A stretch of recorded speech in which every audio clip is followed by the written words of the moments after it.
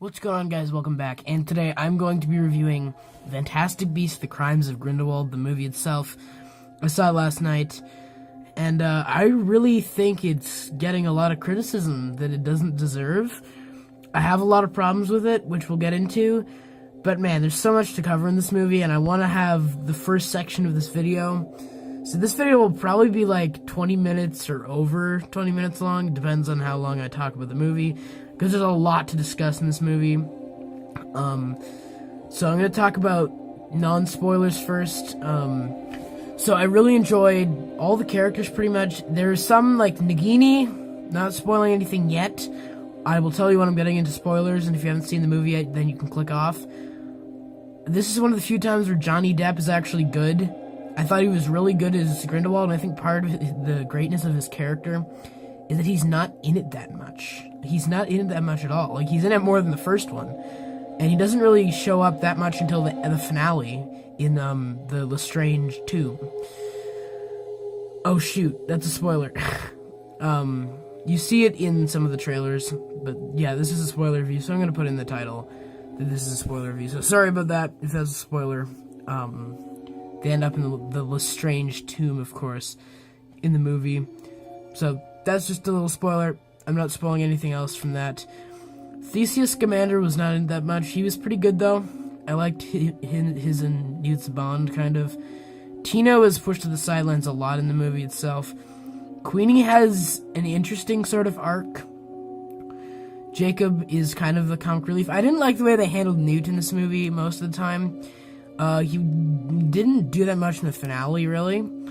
My main problem with him is they kind of, in the first one, they treated him kind of like, you know, he's the main character, but he was smart, and, you know, he's still kind of smart in this one, but they kind of just trying to make it seem like he's the guy who doesn't fit in, and of course that's how they did it in the first one, but there's just, I don't know, there's just something about the way they did it in this movie where I just didn't like the way they handled him as much as in the first one, because, like, Newt Scamander is one of my favorite Harry Potter characters now, and I really didn't love the way they handled him in this movie. And, Jude Law as Dumbledore, getting into him, once again, just like Grindelwald, he's not in it that much. They probably, well, I think Grindelwald probably has more screen time, but Dumbledore's not in it too much. But for the time he's on screen, Jude Law, I think, really nailed it, actually. He definitely feels like the character. And, Credence, he was one of my favorite characters in the first film. I felt very bad for him, and Ezra Miller is one of my favorite actors, so he obviously does a great job in this movie.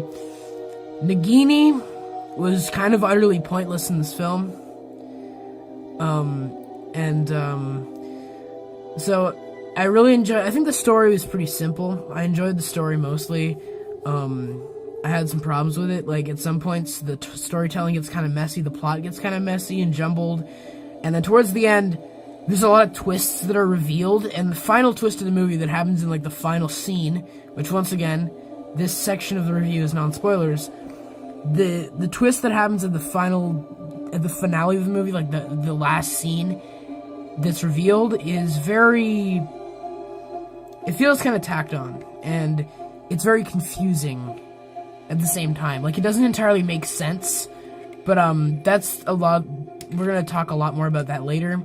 The creatures in this movie, the Fantastic Beasts themselves, aren't that necessary. Like, there's something at the end of the movie that goes all the way back to why they're kind of important. But the beasts in this movie aren't really very important, really. Like, it's more about Grindelwald's rise to power.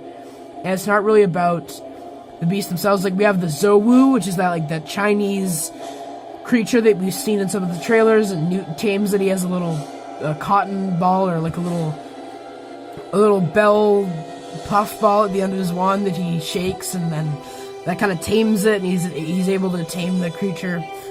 And that creature comes into play a few times. There's some baby nifflers. You get to see a Kelpie, which I thought the Kelpie would do a lot, but the Kelpie didn't do anything in the story. It just had one scene at the beginning that you've seen in the trailers, so it wasn't actually very important to the movie at all.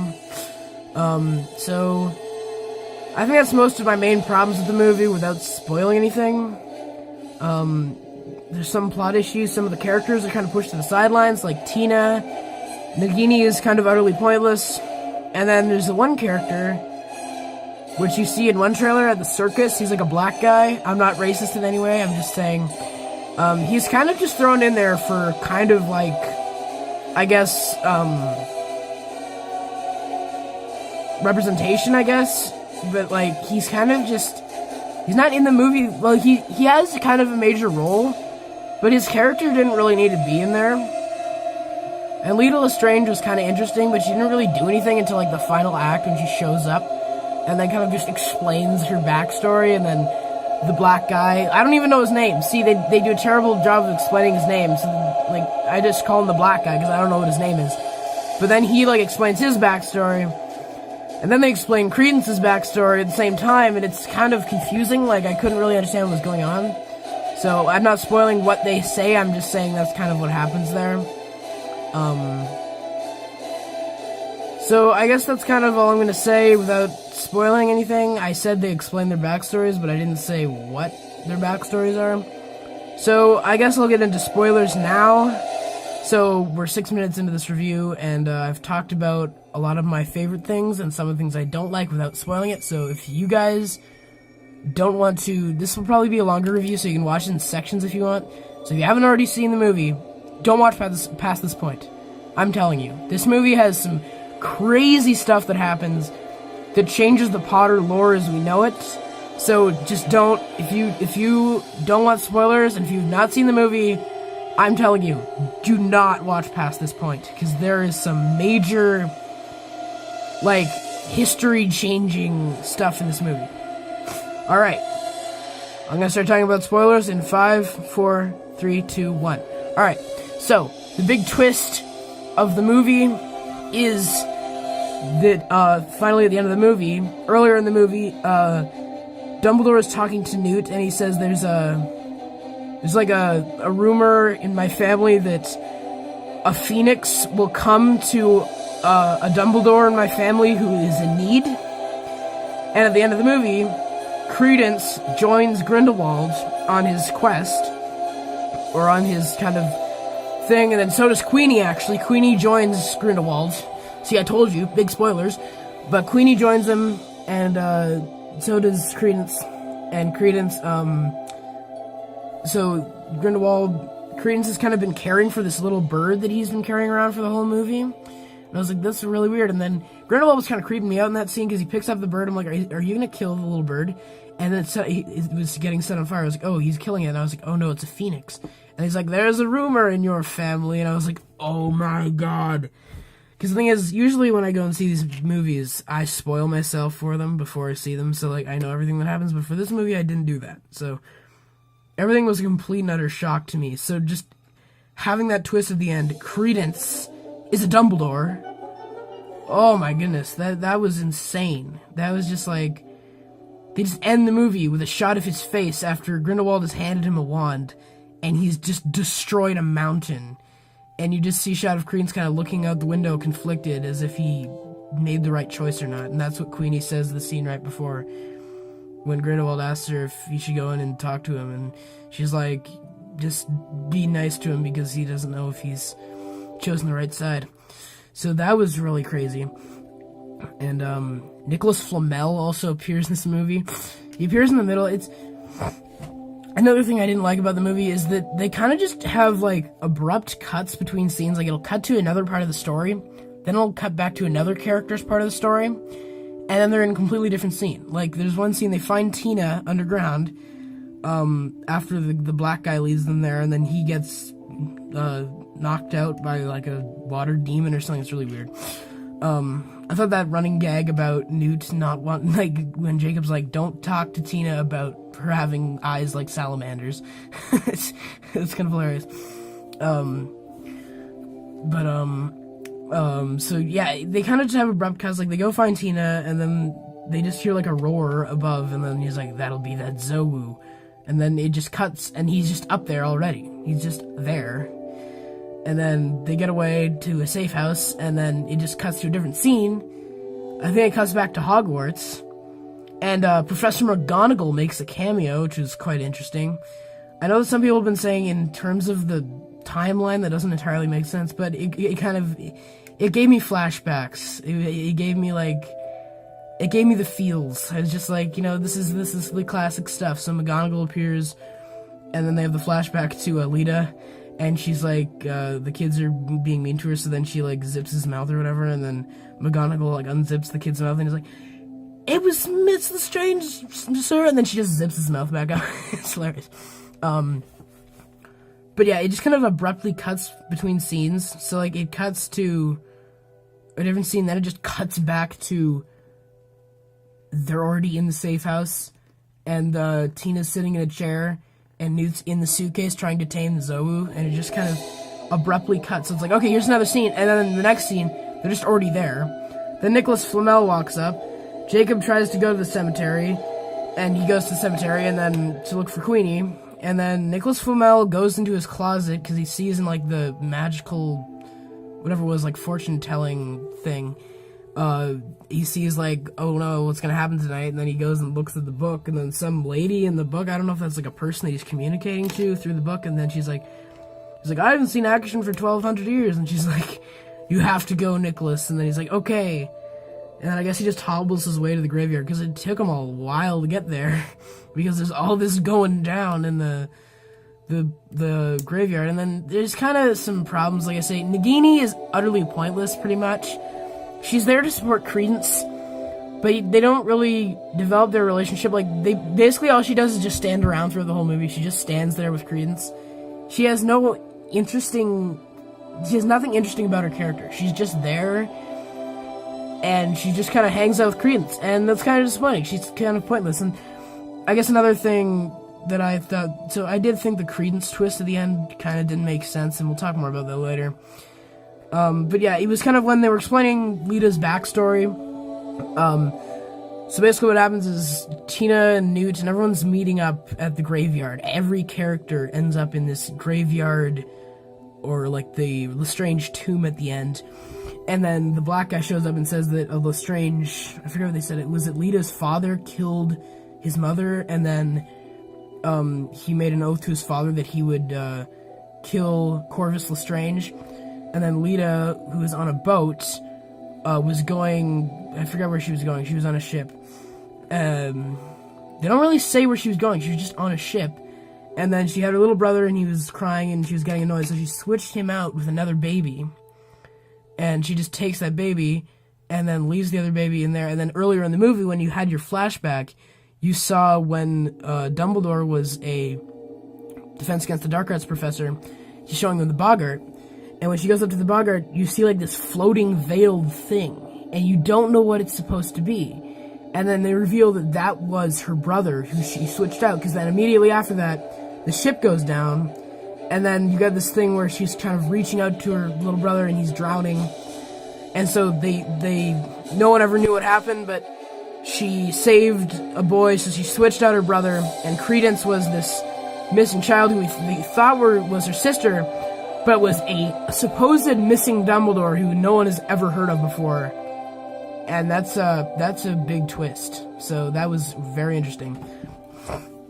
I guess getting back to another problem that I have with the movie, this is unscripted. I'm just talking about the movie and stuff that I remember and stuff I want to talk about. I saw it last night. Depends on when I post this. I'm filming this review on Tuesday morning. I saw it Monday night, so I might be posting this on Wednesday. It depends on when I post it, but I saw it on Monday night.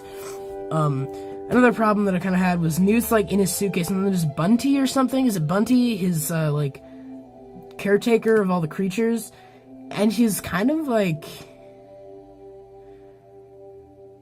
I don't know. She was kind of like Snoot, kind of. It was really weird. She was like, maybe you should take off your shirt, and I was like, whoa. It was so weird. But that she's down there, and then Newt goes up because he hears like crashing. And then there's just Jacob and Queenie, and they're just there. And then Jacob and Queenie, I guess, are having relationship issues, and then because she's been, like, had him under a spell, and then he lifts the enchantment because she's worried that he wouldn't want to marry her. And then, but apparently Jacob just doesn't want to marry her because in the law, then they wouldn't, like, because of the non-magic law, then she wouldn't be able to marry him, and if they found out that they were married, then she would have gotten taken to prison. So Jacob is kind of doing it for her own good, but she doesn't want that. And then so she kind of thinks that it's kind of unclear if Grindelwald has put her under a spell, because she runs into Grindelwald's like supporter lady, his like enforcer lady, I don't know what her name is, but she just kind of runs into Grindelwald's like supporter like lady sidekick thing. I don't know what her name is. And then she kind of brings her back, and then she meets Grindelwald, and she's like, oh, you haven't met your host. And then Grindelwald walks in, and she's like, you stay right there. And then he's like, Queenie, I want you to go, and something, or whatever. And then, something. I'm sorry, I don't remember every single line. But he says, like, something like, you don't deserve this, or something. And, so she would be the one that would benefit the most. She thinks that she would benefit from, the law that Grindelwald is trying to rally all the supporters. So a lot of people choose to support Grindelwald. And then you get this shot at the end where, I guess, kind of the last people who have kind of been, like, have chosen to fight against Grindelwald. And they all go to Hogwarts at the end, and they're all on the bridge. And it's kind of hilarious. They're all like, maybe we should let Newt, like, so there's like a few Aurors that decided to stay on the side of good. There's Nagini, there's Tina, Jacob, Theseus. So all the people that are left who didn't turn to the dark side. And then the black guy, whatever his name is, and he's like, oh, maybe we should let him talk to Dumbledore alone. And then Dumbledore's just standing there, and he walks up to him. And Grindelwald has like this blood thing, and obviously, if you didn't know, J.K. Rowling has written that as fact that Dumbledore was gay and with Grindelwald. So they've made like this blood thing, this like blood bond where they have like this little like vial thing. And it was weird at the beginning, you didn't know what it was, but it was kind of like a blood pact, that's what it's called. And they swore to never fight each other, so that's why throughout the whole movie, Dumbledore is saying, I can't move against Grindelwald. It's not because he cares about him too much, it's because he swore to. It's not like an unbreakable vow thing, but it was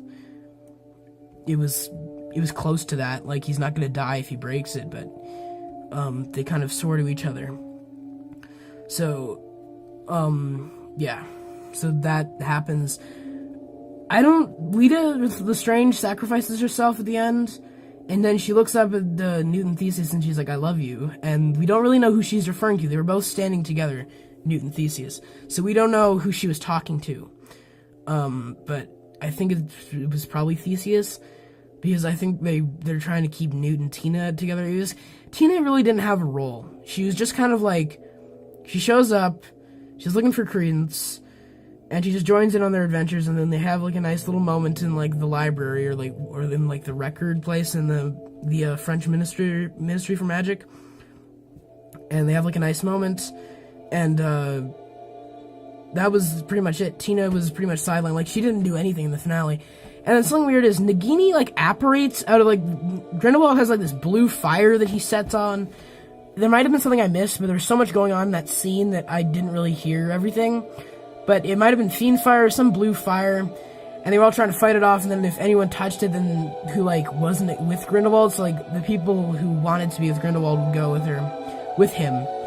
And when Queenie's going through the fire to join Grindelwald in the middle of, like, the tomb, you can kind of see pain on her face, like, she's kind of screaming, and it's as if, okay, maybe she hasn't fully committed, like, maybe she's kind of, like, mixed, but she does go with him. And then you think Lita's gonna go with Grindelwald, but she doesn't, and then she kind of fights and tries to hold him off. Then she gets taken out by the blue flame, and then there was a scene earlier in the movie where Dumbledore's talking to Lita, and he says, my biggest regret was my sister, and I never loved her enough, or something. So that's going back to Ariana. So it's revealed that, it's revealed that Credence is a Dumbledore. I forget what they said his name was. It was, oh man, what was his name? What was the name that Grindelwald gave him? But it was a big twist at the very end of the movie. Last shot of Credence. Last shot in the film is of Credence looking kind of conflicted. But yeah, they just go to Dumbledore at Hogwarts, Newt walks off with Dumbledore and he gives him the blood pack. He's like, is there a way you could destroy it? Because, and then at the end, Newt's talking to Theseus and he's like, I've chosen a side. So he's chosen his side in this war. He knows that like, we need as many people as we can get, and there's not many people left. At the end, there's a few Aurors, and then, like I say, Nagini, Tina, Jacob, Newt, Theseus, all those who didn't turn to Grindelwald's side. And then he goes up to Dumbledore and asks him if he can destroy it, and Dumbledore says maybe, and then he's like, want a cup of tea? And then they walk into Hogwarts, and everybody else is just standing at the end of, like, the bridge. They're all just standing there. It's like, hey guys, can we come in too? Okay, we'll be here. We'll be standing here. It's like, so they just walk in and they just leave everybody at the end of the bridge. Like, Dumbledore should be like, hey guys, come on. What? It's so weird. But so I think that's everything I want to talk about in the movie itself. I have some flaws, I have some problems, and it's kind of annoying because, like I say, I think the way that Jacob and Queenie just kind of meet up, it's like they just end up there at Newt's house. They're just kind of like, oh hey, we're here. It was just kind of like, oh, well, you know, it's kind of, like, forced. Like, they're just kind of, like, there. They just show up. Tina didn't really have a place in the plot other than to be a plot device to get Newt and Jacob to Paris. And once again, Nagini didn't really have a point in the movie. I hope that she kind of gets more character in the next movie, because other than being a character from the original Harry Potter trilogy, or series, not trilogy, there's more than 3 movies and there's more than 3 books. The original Harry Potter series, we don't really care about her. Like, she doesn't have a character. She just kind of, like, I don't remember a single line she said. Like, I don't remember a single line of dialogue she said in the entire movie. But, I'm gonna get into, before I end off this video, I'm gonna kind of discuss some theories that I have about who Credence really is and who he's gonna become in the future, and who he actually is. And I don't think Grindelwald said that Credence was Dumbledore's brother, because that wouldn't really make sense. I have them standing next to each other, as you can see in the background.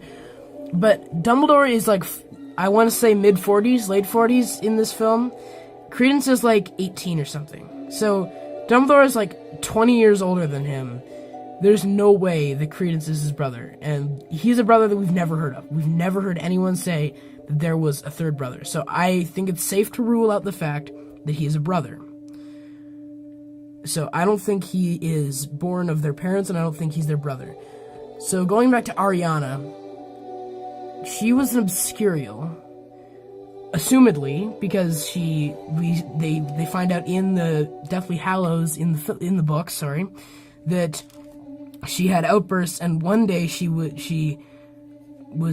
boys came up to her and told her to do some magic tricks for them, and when she couldn't do it, they attacked her. And apparently, I think the wording of it is something along the lines of she would never speak of that day, or what happened to her that day scarred her for life. So it could be, I'm not going to say it on camera, but it could be that something happened a lot worse than we thought. And that maybe Ariana is the mother of Credence, that we just never knew about, that we just never knew he was that child. And I think Credence is probably going to die in this series because, like, we've never seen him before. Like, Newt Scamander appears on the Marauders map in The Prisoner of Azkaban, but we've never heard of Credence before this.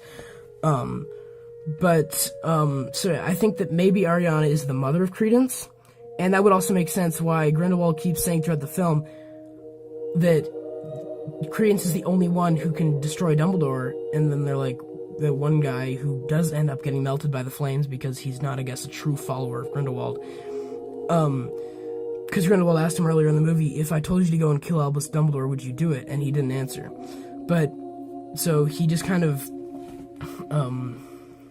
so Credence, it would make sense that he's the only one who can defeat Dumbledore because he has, well, I was just thinking at the beginning that it was his power, but no, it's because he is related to him. And he could probably destroy the blood pact that they had. So everyone's like, well, you know, like, maybe Grindelwald is just lying to him. Grindelwald isn't lying to him, because, and I don't know why people aren't understanding that. If the Phoenix comes to him, which it did, if the Phoenix comes to a Dumbledore in need, it came to Credence. So, and he was caring for his little bird, which turns out to be Phoenix at the end. So it makes sense. And Grindelwald is not lying. He is a Dumbledore, but if he's a brother, we don't know. He could be the son of Ariana and Grindelwald. And don't, if you actually think about that, because Grindelwald seemed to be very interested in Ariana's power, of course, and that's because she was probably an Obscurial, so that would make sense if Credence inherited the Obscurial from his mother, or the Obscurus. It doesn't really matter who it is, some lizards just develop Obscurials, or Obscuruses, because when they suppress their magic, so he didn't necessarily have to be, Ariana's son, but it would make sense if he is another Dumbledore, because he could have been one of the people in the line of Dumbledore to inherit the Obscurial, since Ariana was one. So that's kind of my theories about who Credence actually is and how he is a Dumbledore, and my review on Fantastic Beasts: The Crimes of Grindelwald. I know this is like a 25-minute video, I am so sorry. So yeah, I have some problems, like some of the characters are pushed to the sidelines. There's too many characters, I think, in this movie. They killed off Lita, though, so I hope that Nagini gets more of a character, instead of just being a character from the original Harry Potter trilogy. Why do I keep saying trilogy? From the original Harry Potter series that we should care about, apparently. And then when they're at the circus, I wanted to bring up, Nagini jumps at, the circus tamer and kind of attacks him and bites him through the fence, and it's a similar way to the way she did attack Snape in the Deathly Hallows. And I saw it with my dad, and I whispered in his ear, I was like, she really likes that move, so she kind of was using the same move that she used on Snape, so I thought that was kind of cool. But yeah, so there's some characters that are kind of pointless and pushed to the sidelines, too many characters, I think, and some messy plot details.